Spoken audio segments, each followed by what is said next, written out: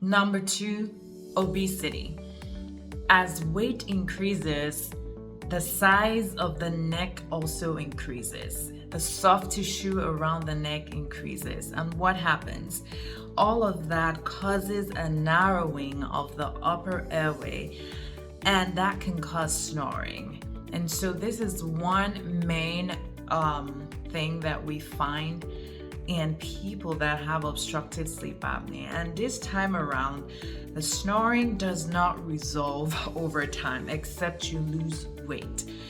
So this is a really, really big contributor to snoring.